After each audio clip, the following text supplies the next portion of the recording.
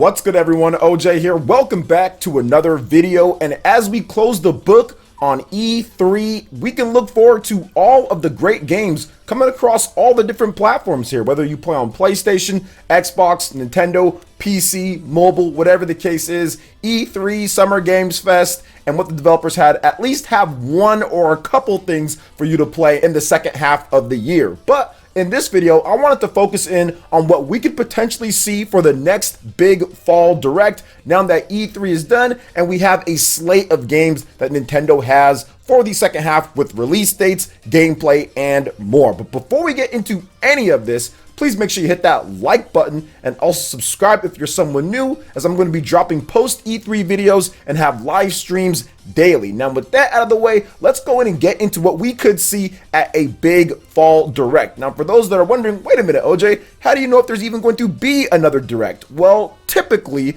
in normal years, we do have multiple directs per year. Usually we have one at the beginning of the year, then we have one at E3 time, then we have another big one at the end, usually around September or so. Now, some of you guys might not remember this because last year was the pandemic and it completely changed things from a work standpoint in Japan, which altered the course of games in terms of what we could see, the workflow schedule and all that. So it did disrupt things a bit, but it does seem like Nintendo is back on track with their software because they've had a pretty good 2021 already and have a full slate of games for the second half. Now, let's go ahead and get into what we could see here. Now, obviously, one of the big no-shows for E3 was Bayonetta 3. This game was announced back in 2017, and it's been a while before we've even heard anything. Now, we have had some updates from Hideki Kamiya, and I thought we'd see something at E3 about this game, but if there's one thing that I've noticed about Nintendo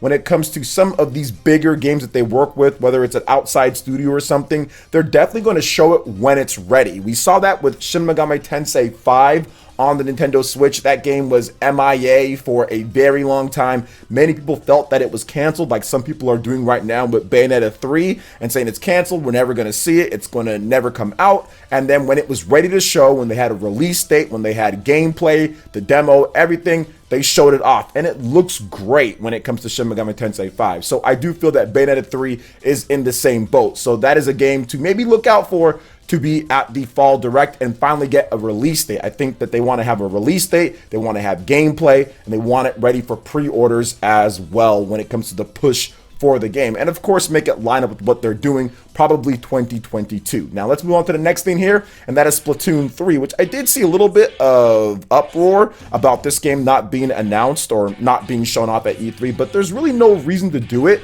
They did just let us know, like, hey, it's in development. This is pretty much going to be the last year of Splatoon 2 when it comes down to it, and then next year we're going to get the game. So there's no need to really just show the game right now. It's coming out next year. So when they have more information, when they have more gameplay to show, when they're kind of tuning up the game more, they will show more of it, and we could see it at the fall Nintendo Direct. Now, next up is another game that was announced earlier at the Nintendo Direct, and that is Project Triangle Strategy. Now, this game, obviously, it's pretty far along. They've been working on it, but there's still some more things that they need to do when it comes to quality of life features. So I understand why it wasn't at E3. I think what they want to do is work on it some more, because development does take time. It's coming out next year, and they want to get the next demo ready with the updated build so we can play it again, which they already said they're going to do, and then we can actually give them good feedback and ramping up into the launch of the game. They always do this with these Team Asano games, whether it's Octopath Traveler or it's Bravely Default, the original one, Bravely Default 2. They usually have multiple demos, they have their surveys, and they want to make sure that they get it right before they release the game and make the best game that they can get, because every sale counts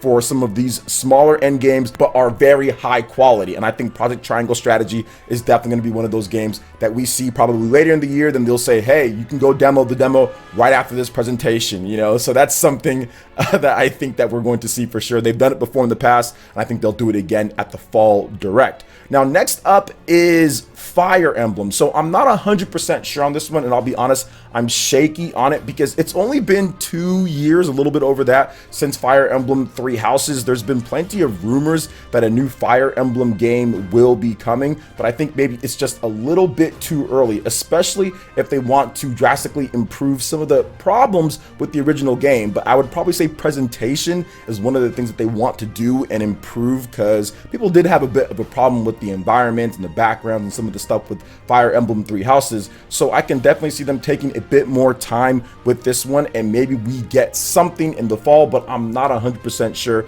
That could be maybe a 2022 direct type of game for a release later that year. And also, they did announce the last Fire Emblem game a little bit too early. I understand why they did it when it comes down to it, because they didn't want people thinking that they weren't going to make a Switch Fire Emblem, because it was announced before the Switch even released. It was announced when it comes to Fire Emblem Three Houses, and we already had Fire Emblem Warriors announced. They were going to announce the mobile game back then. They were going to announce the Fire Emblem Echo Shadows of Valentia. So if you didn't say something for the Switch, people would have gotten upset with that when it comes to mainline Fire Emblem. So they announced it a bit too early, then they had to delay it twice. So I think they want to avoid that this time. Don't announce it too early. Don't show it too early. When it's ready to go, show it and launch it that year. So I think that's probably going to be next year, but maybe we see the first teasing of them talking about something with Fire Emblem. Now, next up is the rumored Donkey Kong game from the Odyssey team. Many thought that we could see it because it's the anniversary, but if anything's told us when it comes to Nintendo is that their development schedules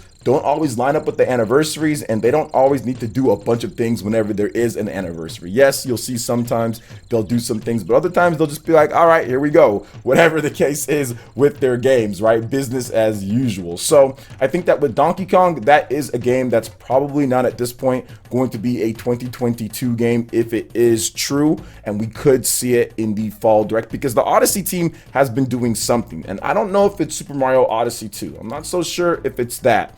I think it might be that Donkey Kong game, and we could see it later. They might want to make this really ambitious and make sure that they get it right, get the gameplay right. So maybe they're going to wait just a bit to show it off and kind of give some more, I would say, spotlight on the games that are coming out in this second half. Stuff like Shin Megami Tensei 5, Pokemon that's coming out as well, Brilliant Diamond and Shining Pearl, Advanced Wars, and of course the big one, Metroid Dread. So maybe we do see that later in the year. Now, next up is maybe even a Pokemon update. I know that Pokemon, they like to do their own thing too, so I'm pretty sure we'll see a Pokemon Direct at some point from now to the end of the year. But I do feel that Nintendo could even add that into their presentation, because they want to make sure that they have those pre-orders. So I would say Pokemon Legends Arceus, obviously that would be a game that they're going to talk about, and also Pokemon Diamond and Pearl. By September, Pokemon Diamond and Pearl won't be out yet, because that game comes out in November. So I do think that they're going to talk about both of those, even if they've already talked about it in a Pokemon Direct. They'll discuss it again because they do want those pre-orders. Even on Twitter, the Pokemon company was advertising pre-orders for Pokemon Legends Arceus. So I do think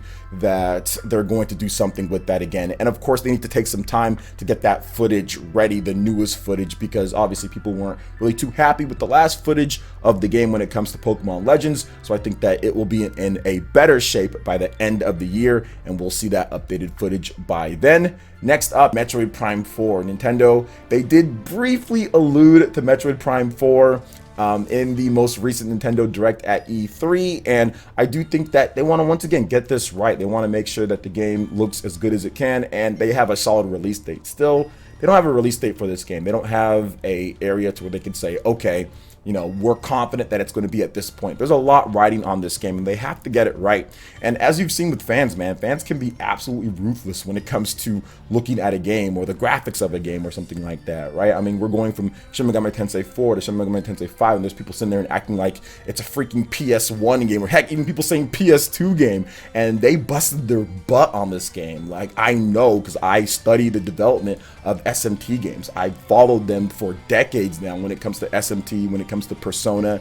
And yes, Atlas is not perfect when it comes to their technical prowess with games and everything, but man, they try hard. For their team size, they try hard, and to make an RPG, a Japanese RPG like that, that takes a lot of work and effort. Look at a lot of the Japanese RPGs that you see even releasing now, like Ys or other games like that. They don't look as good as Shin Megami Tensei 5. There's not a lot of other Japanese developers that can put up that outside of like Square Enix graphics and a few other out there that can kind of pump a bunch of money into like Final Fantasy and games like that. But a lot of the other stuff like Trials of Mana and all that, those, don't have anywhere near the quality of graphics. So I do feel that they're going to try really hard with this one when it comes to Metroid Prime 4, and I feel that they want to make sure that it's perfect when it does get revealed, because there is a lot riding on this game, like I alluded to, and they want to make sure that this franchise does well. We saw that with the added bump when it comes to marketing with Metroid Dread. They're really pushing this game. Nintendo of America has it up as their banner, and they're talking about it constantly. So I see good things in Metroid's future when it comes to the sales of the series, and when it comes to the popularity of the series with the Nintendo Switch, which this is going to be Nintendo's biggest system of all time when it comes to home consoles, and could be their best selling system of all time overall when it's all said and done.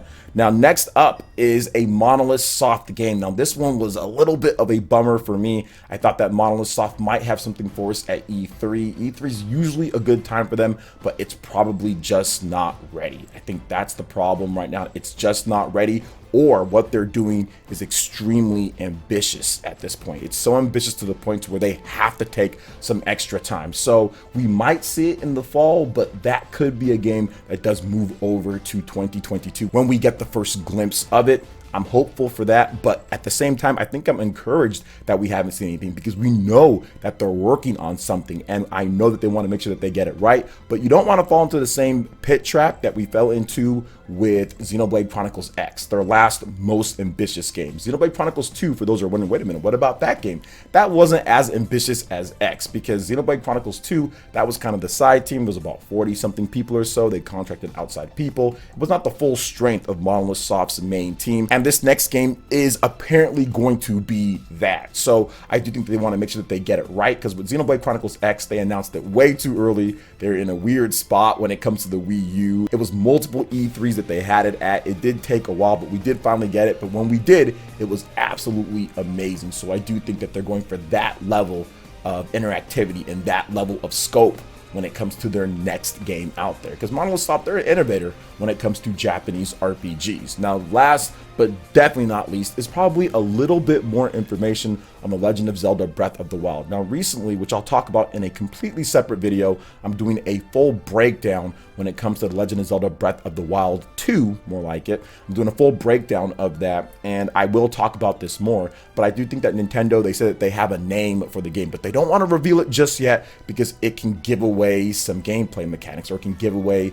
the themes of the game, or spoilers. So they're not ready to talk about that, which is fine. Like I said, I have a video where I'm going to be discussing so much of that, but I do feel that we're going to get some more information at a fall direct. Maybe a new trailer for the game, maybe a little bit of new footage for the game, maybe something just to tell us about the game just a bit more. I would guess more of a full trailer for it. Some people are wondering if this is going to be a early or first half title or a second half title. Some have even stated that it might be a 2022 holiday title, which is obviously possible, right? Nothing's impossible when it comes to it, but I think that they want to probably launch it in the anniversary of The Legend of Zelda Breath of the Wild. So I'm thinking that it's going to be a March title or so. Nintendo knows they can drop that game at any point, and it can just do extremely well, just like they dropped the Nintendo Switch in March and it did extremely well. Breath of the Wild sold and continues to sell. So I don't feel Nintendo's worried about it being a holiday title or not. They know Breath of the Wild 2 is just going to kill it out there. And it reinvents and innovates in the open world genre every single time. And they did that with the first game, and they're going to do it again with this one based off of what we've seen. But that is a video for another day. So what are your thoughts when it comes to the potential Nintendo Direct information? And of course, Nintendo's going to have other games, little things. Not everything that I say might happen here, but what are your thoughts on what I have to think here? Anything that I missed? Let me know in the comment section below. All right, guys, that wraps it up for this video here. Check out the links in the description. We've got Twitter. Go and give us a follow on there. Stay up to date on all the latest gaming news and information. Also, make sure you like, comment, and subscribe, and share this video if you can. Thank you so much for watching, and we'll catch you for the next one. Peace.